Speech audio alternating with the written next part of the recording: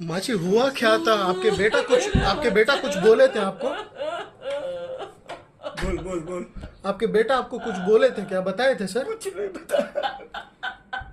हमसे 10 बजे तक बात किया, एक दिन पहले तक कुछ नहीं बताया। कुछ नहीं बोल पाया उसके बच्चा साथ जो हुआ मेरा। है ना, कानून व्यवस्था, ये अपने लॉ की व्यवस्था इतनी कैसा उसको भीतर से तोड़ दिया है।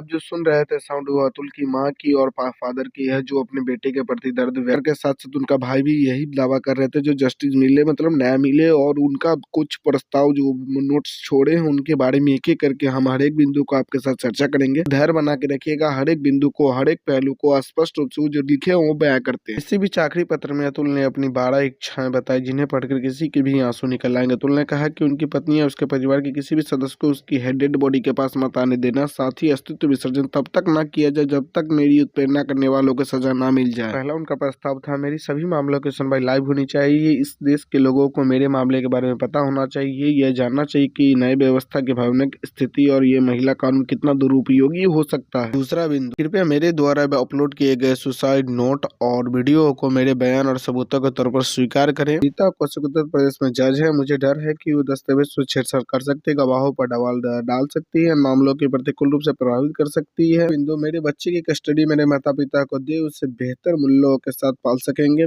पांचवा, मेरी पत्नी का या उसके परिवार को मेरे सबके पास आने मत देना। जब तक मेरा उत्प्रेरणा करने वालों की सजा नहीं मिल जाती तब तक मेरा अस्तित्व विसर्जन मत करना। अगर कोर्ट यह तक क्या कर दे कि भ्रष्ट जज और मेरी पत्नी दूसरे पीड़ित को ना पीड़ित करे, पीड़िताओं को अधिकतम से अधिकतम सजा देना चाहिए। मुझे हमारी न्याय व्यवस्था पर ज्यादा भरोसा नहीं है। मेरी पत्नी जैसे लोगों को जेल नहीं भेजा गया तो उसका हौसला और बढ़ेगा और वो भविष्य में समाज के दूसरे बेटों पर भी अत्याचार कर देगी। न्यायपालिका को जगाना और उनसे आग्रह करना कि मेरे माता पिता को और मेरे भाई को झूठे केस में मतलब फंसा कर परेशान करना बंद करें। स्पष्ट रूप से कहा, जो दोषी को सजा होनी चाहिए। मेरी पत्नी को सजा से बचाने के लिए केस वापस लेने की अनुमति नहीं देनी चाहिए जब तक कि यह स्पष्ट रूप से स्वीकार न कर ले कि उसने झूठे मामले दर्ज किए हैं। मेरी पत्नी अब सहानुभूति के लिए मेरे बच्चे को अदालत में लाना शुरू कर देगी, उससे पहले कि न किया हो सके कि मैं अपने बच्चे से ना मिल सकूं, और मैं अदालत से अनुरोध करता हूं कि इस घटना की अनुमति ना दी जाए। 12 में ये अपने तरफ से कंफर्म कर दिए हैं जो ये कौन योग का चालू करने वाले हैं, लेकिन उनके जो लड़की मतलब कि जो उनकी पत्नी थी उनके तरफ से जो वकील रखे गए थे वो वकील ने स्टेटमेंट दिया। वो स्टेटमेंट सुनने के बाद सबने उन पर ट्रोल कर उनको चालू कर दिया। इंस्टा ट्विटर पे उनको भरपेट गाली मिल रही है, और देखिए वो बयान में क्या दिए, वो वीडियो आपको लगाते हैं, आप देखिए। मेंटेनेंस का ऑर्डर किया और लड़की को नहीं किया, तो ये सही ऑर्डर था। भाई लड़की जब कमा रही है और अपना खर्च चलाने में सक्षम थी तो उसके खिलाफ कोई ऑर्डर नहीं किया। अब ये 40,000 रुपया जो